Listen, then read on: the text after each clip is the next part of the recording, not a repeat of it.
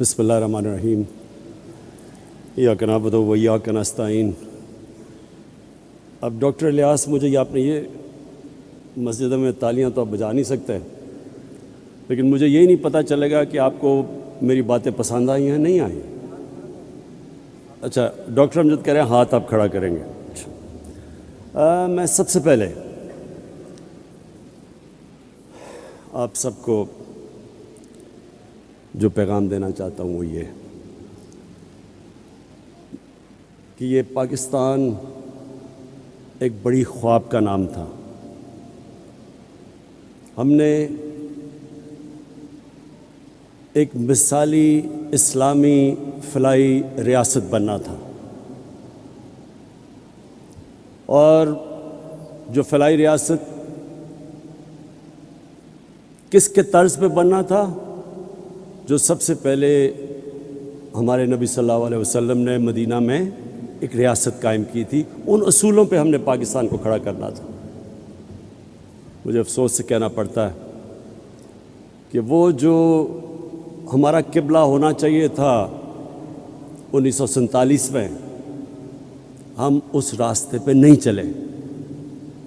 اور میرا یہ ایمان ہے کہ اگر آج پاکستان کو وہ عزت نہیں ملی دنیا میں، اگر پاکستان کا وہ مقام دنیا میں نہیں ہوا جو ہونا چاہیے تھا، اس کی وجہ یہ تھی کہ جس نظریے کے تحت پاکستان بنا تھا اس نظریے پہ ہم نہیں چلے۔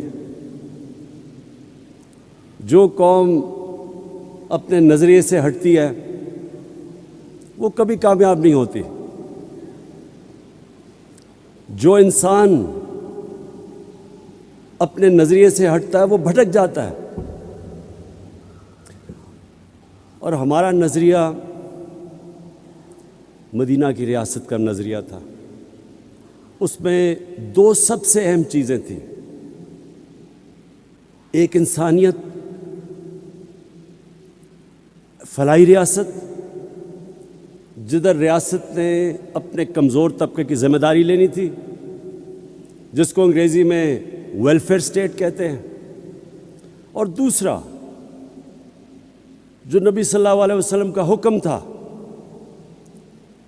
کہ جو قوم طاقتور چور کو چھوڑ دیتی ہے اور کمزور چور کو جیل میں ڈالتی ہے وہ تباہ ہو جاتی ہے، یعنی جس قوم میں انصاف نہیں ہوتا وہ تباہ ہو جاتی ہے۔ اور انہوں نے پھر کہا کہ میری بیٹی بھی اگر چوری کرے گی تو اس کو بھی سزا ملے گی، یعنی کوئی قانون سے اوپر نہیں ہے۔ یہ دو سب سے بڑے اصول تھے جو بنیاد بنے مدینہ کی ریاست میں۔ اور بھی تھے، میریٹوکریسی تھی، خواتین کو پہلی دفعہ جائیداد میں حق دیا گیا، غلاموں کو انسانوں کی طرح حکم دیا رکھنے کا، کوئی کسی کے اندر، سب انسان حضرت آدم کی اولاد بتایا گیا کہ کوئی بھی رنگ ہو آپ کا، اس پہ کوئی انسانوں کے اندر فرق نہیں ہے۔ اور پھر رحمت اللہ عالمین نے انسانوں کو اکٹھا کیا، انسانیت کا پیغام دیا کہ سب انسانوں کو تقسیم نہیں کیا۔ اور وہ ریاست، اس کے اوپر کئی صدیوں تک مسلمانوں نے دنیا کی امامت کی۔ آج مجھے افسوس سے کہنا پڑتا ہے کہ جن اصولوں پہ انہوں نے مدینہ کی ریاست کھڑی کی تھی، آپ کو وہ اصول وہ لوگ جو مسلمان نہیں ہیں ان ریاستوں میں نظر آتے ہیں۔ میں ساری دنیا گیا ہوں، میں آپ کو یقین دلاتا ہوں کہ سوئٹزرلینڈ، نیوزی لینڈ، اسکینڈینیویا، ان ملکوں میں آپ چلے جائیں آپ کو زیادہ اسلام نظر آئے گا، وہ قریب ہیں ان کے مدینہ کی ریاست کے اصولوں پہ۔ وہاں انصاف بھی ہے، وہاں انسانیت ہے، وہاں فلاحی ریاست ہے، وہاں میریٹوکریسی ہے، وہاں خواتین کو حقوق ملے ہوئے ہیں، انسانوں میں فرق نہیں کرتے۔ اور مسلمان دنیا میں بڑے کم، 50 سے زیادہ مسلمان ملک ہیں، بڑے کم مسلمان ملکوں میں آپ کو وہ مدینہ کی ریاست کے اصول نظر آئیں گے۔ اسی لیے میں انشاءاللہ کل آغاز کر رہا ہوں رحمت اللہ عالمین اتھارٹی کا، اور صرف میرا مقصد یہ ہے کہ ہم اب ہمارے بچے کو سمجھ آئے کہ نبی صلی اللہ علیہ وسلم کا پیغام کیا تھا، سیرت نبی کیا تھی، سب کو پتہ چل جائے۔ اللہ کسی کو ایمان دیتا یا نہیں دیتا وہ تو اللہ کا تحفہ ہے، لیکن ہم اپنی ریاست ذمہ داری پوری کریں اپنے انسانوں پہ، اپنے بچوں پہ، ان کو بتائیں کہ اصل میں ان کی سیرت کیا تھی، ان کا راستہ کیا تھا۔ تو آج جو ہم یہاں جمع ہوئے ہیں اس کا مقصد ایک ہے کہ ہم اس فلاحی ریاست کے راستے پہ چلے جائیں، اور اس کے لیے میں سب سے پہلے تو آج اپنی قوم کا شکریہ ادا کرتا ہوں، اور FBR کا بھی، کہ انہوں نے پہلی دفعہ پاکستان میں اتنا زیادہ ہم نے ٹیکس اکٹھا کیا، ہم نے ریکارڈ ٹیکس اکٹھا کیا پاکستان میں، اور اس کی وجہ سے میں نے پرسوں، جبکہ دنیا میں قیمتیں اوپر جا رہی ہیں، تیل کی، بجلی کی، 5 روپے یونٹ بجلی کی قیمت کم کر دی ہے، اور 10 روپے لیٹر تیل اور ڈیزل کی قیمت کم کر دی ہے، کیونکہ ہمارے پاس پیسہ زیادہ آیا ہے۔ تو میں اپنی قوم کو کہتا ہوں کہ آپ جتنا زیادہ ٹیکس دیں گے وہ سارا ٹیکس میں لگاؤں گا اپنے نیچے لوگوں کو اوپر اٹھانے کے لیے، لوگوں کے بوجھ کم کرنے کے لیے، مہنگائی کم کرنے کے لیے۔ یہ میں آپ سے میرا وعدہ ہے، وہ کہیں اور پیسہ نہیں جائے گا، وہ صرف آپ کے اوپر لگے گا، جس طرح ہمارا ٹیکس بڑھتا جائے گا۔ اب یہ میں آج کامیاب پاکستان کا پروگرام ہے، ہم نے 45 لاکھ خاندانوں کو اس پروگرام میں لے کے آئے ہیں۔ 45 لاکھ خاندان شروع کیا تھا ہم نے پختونخوا سے، اور آزاد کشمیر، گلگت بلتستان، پھر جو ہمارے کمزور علاقے پنجاب کے، ساؤتھ پنجاب میں، اور تھرپاکر سندھ میں، بلوچستان میں، لیکن اب سارے پاکستان میں ہم یہ پروگرام لے کے آ رہے ہیں۔ جس طرح بھی ڈاکٹر امجد نے کہا، اور ڈاکٹر امجد میں آپ کی جتنی بھی تعریف کروں وہ کم ہے، آپ وہ انسان ہیں جو سمجھ گئے ہیں زندگی کا مقصد، کہ اللہ تو اس کو آخرت میں اس کو نوازتا ہے جو انسانیت کے لیے کچھ کرتا ہے۔ تو آپ نے جو بھی بتایا کہ اس کا مقصد کیا ہے، ہمارے جو 45 لاکھ خاندان ہیں جو سب سے نیچے ہیں، ایک گھر میں اگر شہر میں ہے تو 5 لاکھ روپیہ سود کے بغیر قرضہ اپنا کاروبار شروع کرنے کے لیے، اگر دیہات میں ہے تو 3.5 لاکھ سود کے بغیر قرضہ کسان اپنی زمین پہ لگائے، اور 20 لاکھ سود کے بغیر قرضہ اپنا گھر بنانے کے لیے۔ اور پھر اسی خاندان میں اگر ٹیکنیکل ایجوکیشن، ایک فرد کو ٹیکنیکل ایجوکیشن دے تاکہ وہ ہنر سیکھے اور اپنے لیے کما سکے گھر پہ۔ اور اب تو IT ایک ایسا شعبہ ہے انفارمیشن ٹیکنالوجی کہ آپ 6 مہینے 12 مہینے میں ایک بچے کو ٹرین کر سکتے ہیں، وہ IT سیکھ سکتا ہے، پروفیشنل پیسے کما سکتا ہے۔ اور اب تک ہم جتنا پیسہ دے چکے ہیں، میرے خیال میں 2.5 ارب ہے۔ ہم جو آگے دینے جا رہے ہیں پیسہ دونوں اگلے سال تک، وہ 1000 ارب ہے۔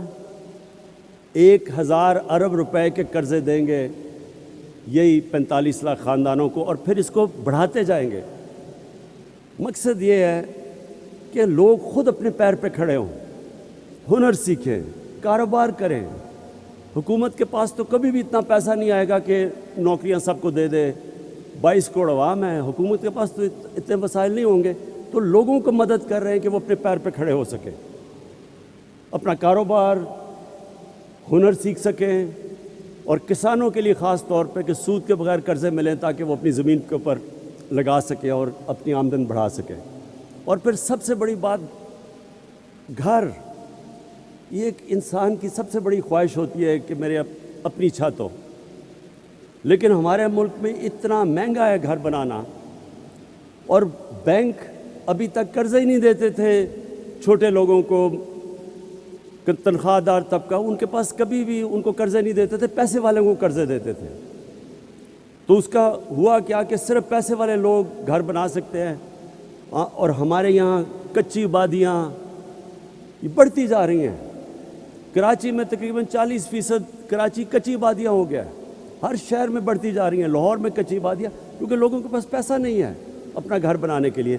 تو یہ کوشش, ایک تو یہ کہ سب سے جو 45 لاکھ غریب خاندان ہیں ان کو 20 لاکھ کا سود کے بغیر قرضہ, اور پھر ہم نے اب بینکوں کو تیار کیا ہے. پہلی دفعہ پاکستان میں بینک اب تنخواہ دار اور اس طبقہ جو کرائے کے گھر میں رہ رہا تھا, اسی کرائے کے اندر وہ قسطیں دے کے اپنا گھر لے سکتا ہے. یہ بھی پاکستان میں پہلی دفعہ. اب تک 55 ارب روپے کے قرضے دیے گئے ہیں. اب تک 55 ارب روپے کے قرضے کبھی پاکستان میں تنخواہ دار اور نچلے طبقے کو نہیں دیے گئے تھے. اور یہ آنے والے دنوں ہر ہفتے یہ بڑھتے جا رہے ہیں قرضے, کیونکہ بینکوں نے پہلی دفعہ, ہم ان کو سبسڈائز کر رہے ہیں, ہم بینکوں کی مدد کر رہے ہیں ان کو پیسے دے کے, تاکہ جو سود زیادہ نہ ہو ایک عام آدمی کے لیے. تو گورنمنٹ سبسڈائز کر رہی ہے. تو انشاءاللہ میری جو خواب ہے کہ ہم وہ جو سفر نکل گئے ہیں فلاحی ریاست کی طرف, جس میں جو سب سے بڑا پروگرام ہم نے کیا, جس میں مجھے ابھی فخر سب سے زیادہ ہے, وہ ہے ہیلتھ کارڈ. اس مہینے کے اینڈ تک سارے پنجاب کے خاندان کے پاس ہیلتھ کارڈ آ جائے گا. یہ پھر سے سن لیں, ہیلتھ کارڈ کیا ہے؟ 10 لاکھ روپے کی ہیلتھ انشورنس ہر پنجاب, پختونخوا, آزاد کشمیر, گلگت بلتستان, بلوچستان, ہر خاندان کے پاس 10 لاکھ روپے کا ہیلتھ انشورنس ہوگی. یہ نہیں گورنمنٹ ہاسپٹل, کسی بھی اچھے سے اچھے ہسپتال میں جا کے وہ 10 لاکھ روپے تک اپنا علاج کروا سکیں گے.